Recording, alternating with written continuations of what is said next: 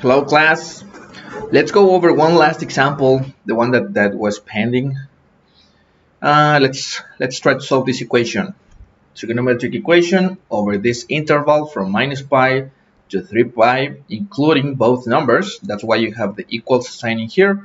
And remember that this is the same as writing that x is in the interval from minus pi to 3 pi with brackets.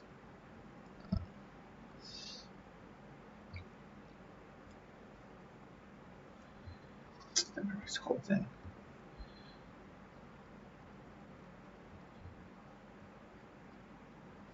Okay, so again, one more time, this is an equation, a trigonometric equation, which is going to be basically leading us into a quadratic equation, and we have to apply a change of variable or relabeling, like we have been calling them.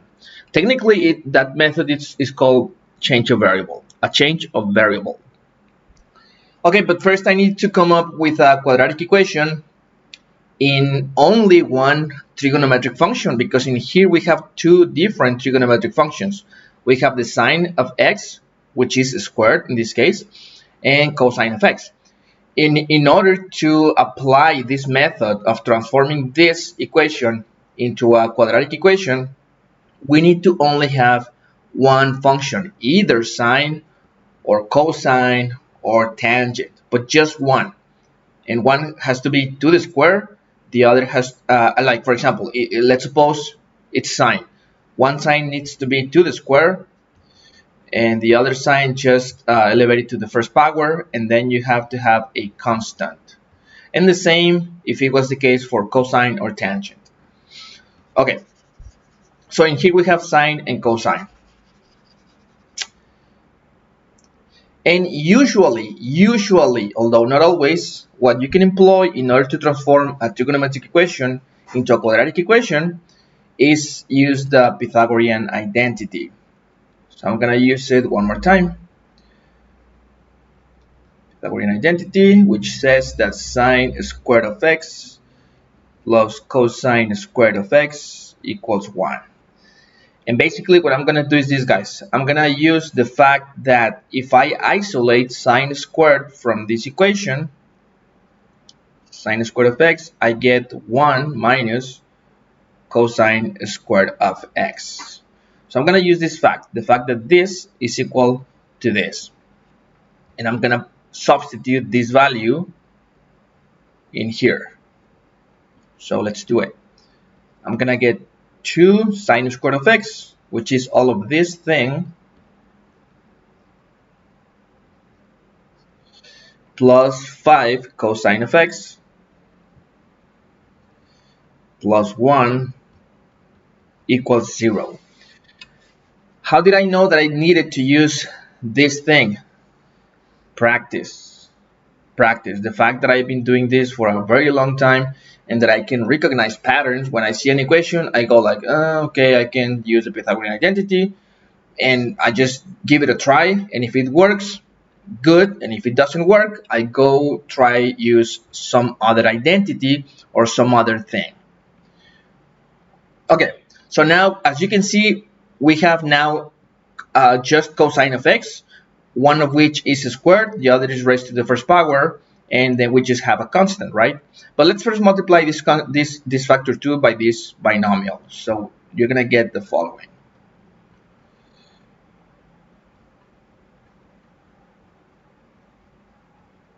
Okay, then let's put all of this into the canonical form, which is basically first the quadratic term, and then the linear term, and then the constant term. When you add 2 and 1, you get 3. So this is the quadratic equation in canonical or standard form, if you remember. Now, I always like to have the first quadratic term as positive. So I'm going to multiply everything by minus. And you're going to get this.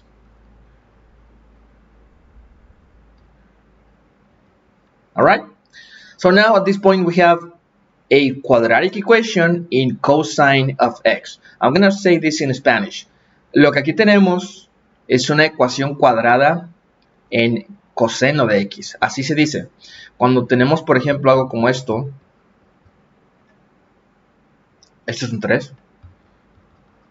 Esto se puede llamar una ecuación cuadrada en x, porque x es la variable que está siendo elevada al cuadrado. Y aquí la variable que está siendo elevada al cuadrado es coseno de x. Entonces esto se lee, bueno, se puede decir como una ecuación cuadrada en coseno de x. Okay, so at this point, once I have this quadratic equation in cosine of x, I make the change of variable. I'm going to say that y, or any other variable, it doesn't matter, y is going to be equal to cosine of x. And thus, I'm going to, once I raise both sides to the square, I'm going to get this, y squared equals cosine squared of x. And with this relabeling, which I can frame in blue, this is the relabeling part. Now I can rewrite my equation into this form. We have 2 cosine squared of x. Cosine squared of x is y squared. So I can write 2y squared in order to represent all of this. And then we continue in the same fashion. Minus 5 cosine of x, which is y, minus 3 equals 0. And we have transformed a trigonometric equation into a quadratic equation that makes no allusion to trigonometric anything, right? We know how to solve this, so let's solve it. Let's try using factorization. If it works, cool. If it doesn't, you have to try some other thing. For example, the general formula. So let's try some factorization, and you will notice that this is in fact factorizable. So, and you're gonna get minus 3 and plus 1. Pause the video and make sure that this is the factorization of this trinomial. Okay, so this leads me to a multiplication being equal to 0. Therefore, 2y plus 1 equals 0, or y minus 3 equals 0. Then, once I isolate y from this equation, I'm gonna get minus 1/2, or once I isolate y from this equation, I get y equals 3. So these are the solutions to this equation. But remember, guys, this equation is the transformed equation into which this thing, which is the one that we're trying to solve, right? This is the equation we're trying to solve, and we transformed it into this. We have the solutions for this equation, and therefore we go back to our relabeling. What was y? Y was cosine of x. So let's go back to that variable. Cosine of x equals minus 1/2, or cosine of x equals 3. We have 2 branches, 1 and 2, that we have to follow independently, and thus obtain the solutions to our equation, which is this. Now, right from the start, guys, you can see that this equation leads to no solutions, because it's impossible that the cosine of any angle gives me 3, right? The cosine of any angle, or the sine of any angle, is always between minus 1 and 1. This is the range, okay, of both sine and cosine. For tangent, it could work, but not for sine nor cosine.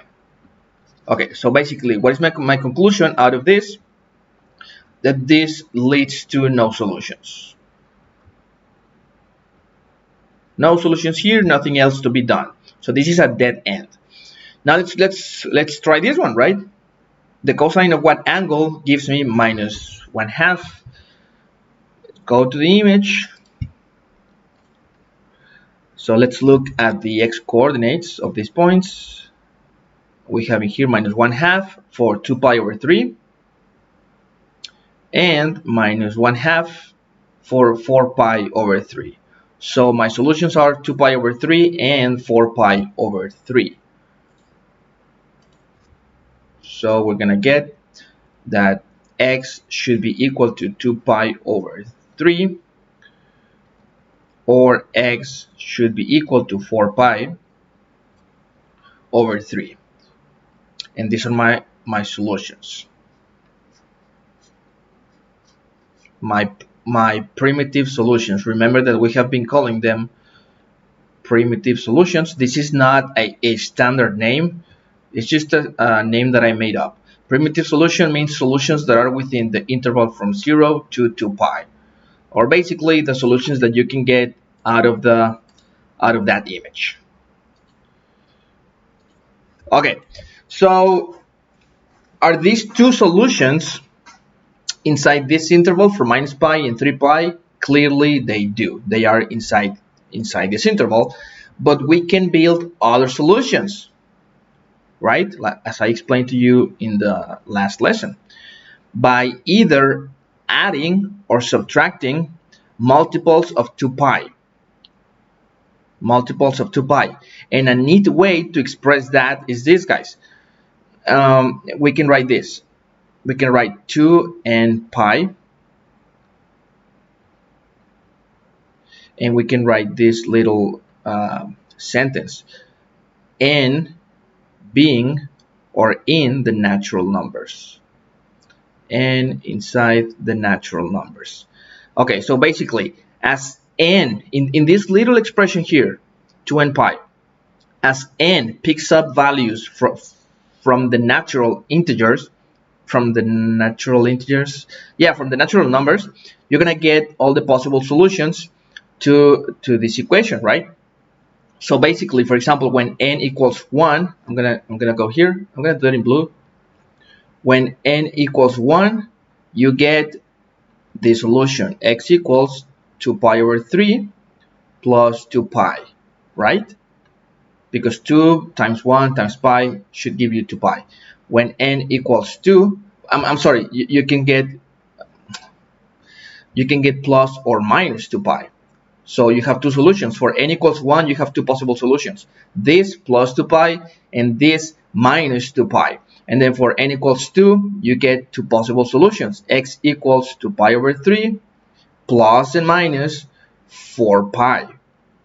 And so on for the remaining values of n. Okay, now which ones of these possible solutions, which are infinite in principle, you have an infinite set of solutions in here, containing here an infinite set of solutions for this equation, and the same here.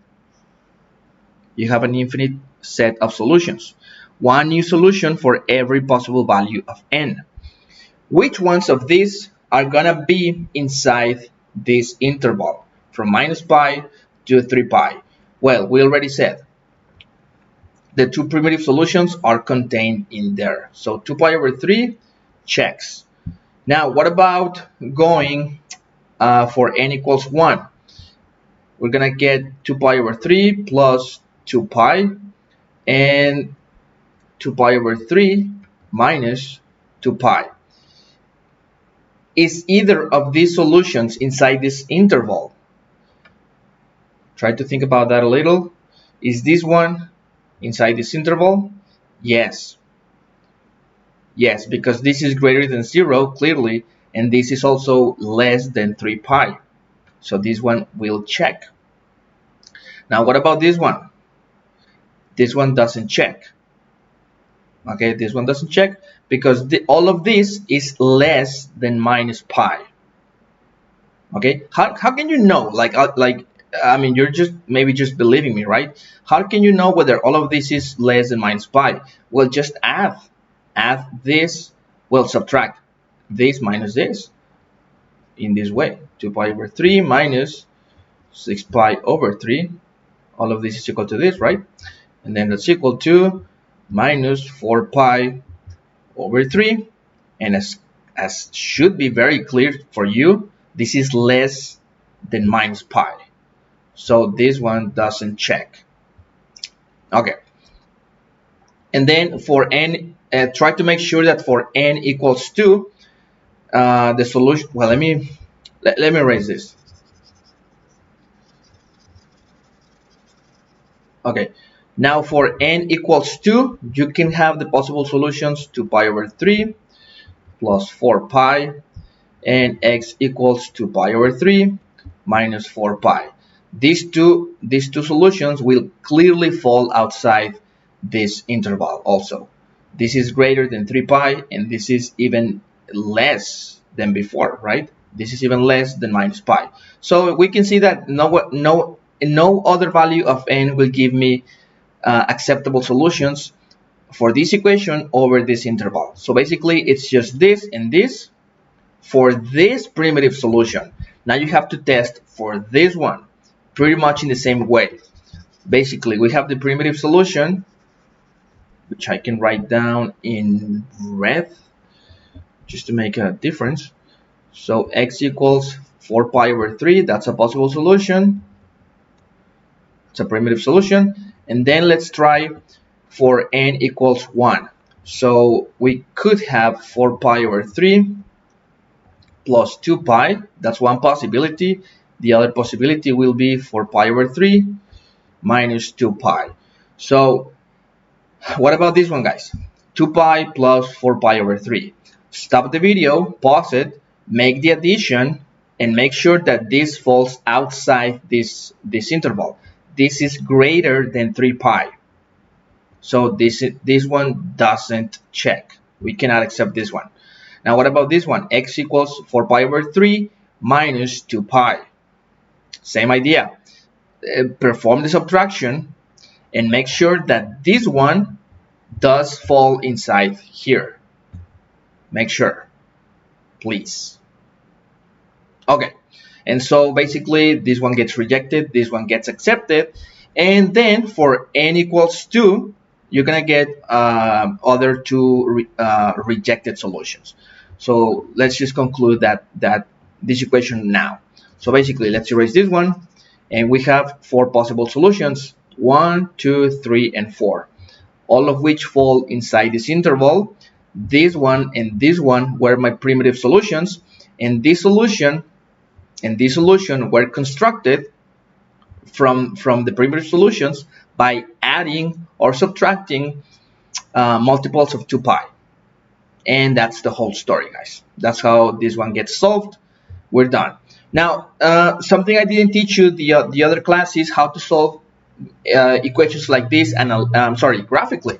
And well, it's extremely simple. All you need to do is go to any software, whether your TI or Desmos or whatever, and then basically write the whole thing. For example, in this way. Something's not working.